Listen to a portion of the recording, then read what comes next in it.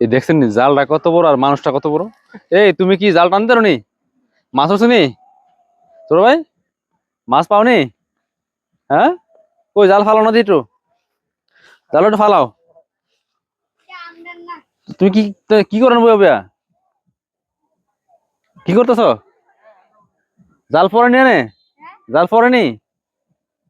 তুমি কি এমনি খালি খেলতেছো নাকি না জাল ফালাইছো অরিজিনালি? ও জাল ফালাও নাই। এই দেখেন, এই হলো খরজাল। আমরা খরজাল বলতাম এক যে এক কথা বলে, কিন্তু এই যে দেখেন ও, ওর কাছে আনন্দ লাগতেছে আর এই জন্য কিন্তু ও এই যে জাল নিয়ে খেলতেছে, মনে হয় যে আমি ভাবছিলাম মাছ ধরছে বুঝি, কিন্তু না দেখি যায় ওই যে মানে প্র্যাকটিস করছে, প্র্যাকটিস। বড় হইলে হয়তো জালটা যদি ফালাইতে পারে। যাই হোক, এইসব জাল গুলা তো পড়বো কিনা, পড়বো নি রে জালটা, পড়তো না মনে হয় জায়গায়।